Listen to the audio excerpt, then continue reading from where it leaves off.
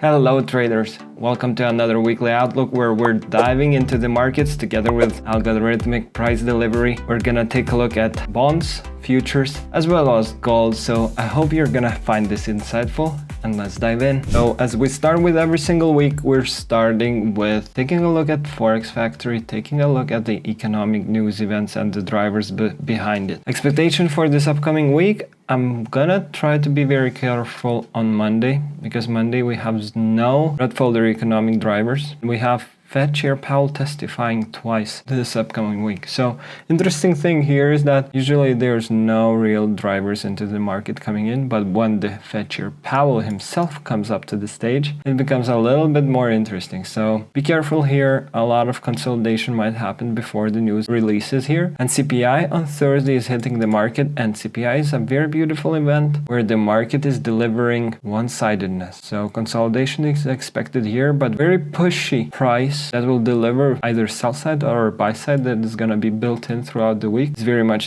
expected here. Going further into Friday is going to be a very nice trading day with two news drivers pushing the market in like a span of 19 minutes. That's usually very much appreciated. Looking at the markets itself, we're starting with bonds, where the market is still being traded in that dealing range that we've been looking at for 4 weeks in a row now. Makes it a little bit difficult to navigate, but what I'm watching right now is higher prices because this double top is existent, right? And not only that, and we found support in a discount PD array. So knowing that, last week bottom right here is quite expected to hold, and I'm watching this daily imbalance to allow the market to continuously push higher. So double top here at 120.24 is my interest for this upcoming week. Dollar index itself, we're crashing. And I'm kind of appreciating it because dollar crashing is allowing every single market that we're looking to trade to continuously push higher, and to do it with willingness, to do it with reason, and to do it with rapid moves that we're always very much excited to see. So dollar itself, SMT here at the top, compared to bonds, compared to euro, compared to pound actually was graded. So this push to the downside is very much reasonable. And not only that, we inverted this imbalance. So if you draw it out to your right, we just inverted that. So I'm watching not only this daily fair value gap itself, I'm watching the midpoint of it. I would love midpoint of it to hold in the price, which would allow the market to continuously crash towards this double bottom. But if this midpoint doesn't hold the price willingly, let's say, I'm not sure what I'm gonna do this upcoming week, because we have this double top up there. So if I would be running the market itself, right, push to the upside here, very much reasonable. And I would love some resistance to be created here at the 50% level to allow the market to continue even lower. Euro, the analysis on euro becomes a lot easier knowing that bonds are supposed to go higher, knowing the fact that dollar index is supposed to continue lower. With that in mind, retracement is possible. How deep? This daily fair value gap is supposedly holding in the price there. And what I'm watching as well is this 4-hour inversion kind of allowed the market to continuously go lower, take out sell side, and now it's literally being inverted because it once held the price to continue lower. Now it's pushing the price to the upside right here. Buy side at 1.08524 is my interest immediately. But looking at the daily itself, we can retrace before getting there. Retracement would be healthy. An entry from there towards buy stops resting above would be very reasonable. Why I'm saying that? For those who follow me, you will notice this right away. Stuff like this never holds. We have a lot of liquidity being built here, engineered, right? This stuff doesn't stay. So what I'm watching is either for liquidity to be run through, then buy side to be attacked, or that buy side on euro to be attacked and the real move of the week to pan out lower.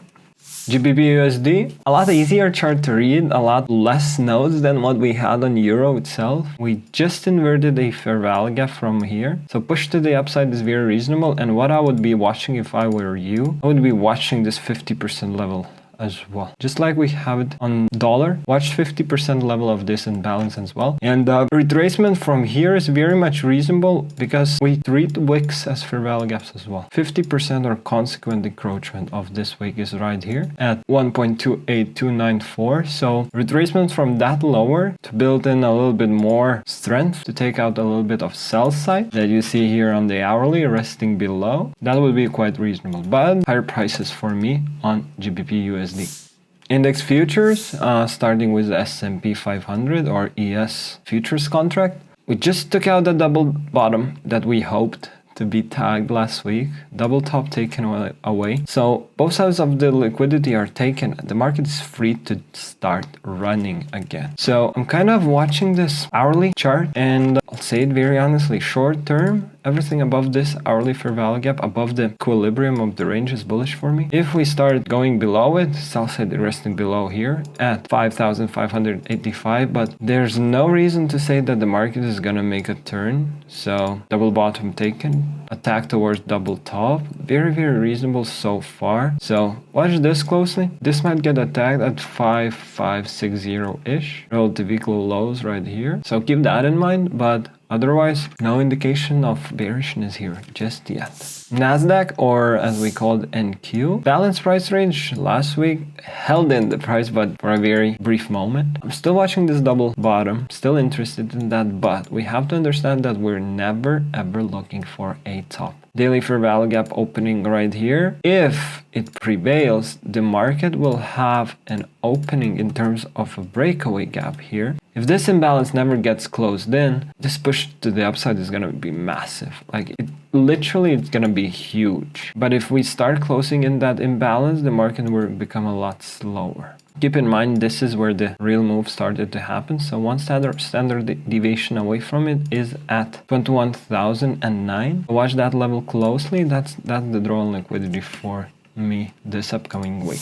As a bonus tip, we're gonna take a look at gold. We always do that. We're building so much sell side here. We tried it once, we tried it twice, we tried it 3 times, failed, which is reasonable for the market to finally bounce away from it. Still interested in lower prices, and I'm gonna say it about everything below 2,407.34 is gonna still remain bearish for me. Break above it only then allows the market to push higher. Why I'm saying that, because yes, this fair value gap opening up allowed the market to take out liquidity resting above the swing high, push into this imbalance itself. I'd love to see the market stopping here. Why? Because a lot of sell side is being built here. We still have that imbalance down there open, not liquidated. And also, I'd love gold to crash so index futures and forex can push a lot higher than what we're looking at right now. Gold going weaker would indicate a lot of possibilities for us out there. So with that in mind, this is it for today. This is it for this week. I hope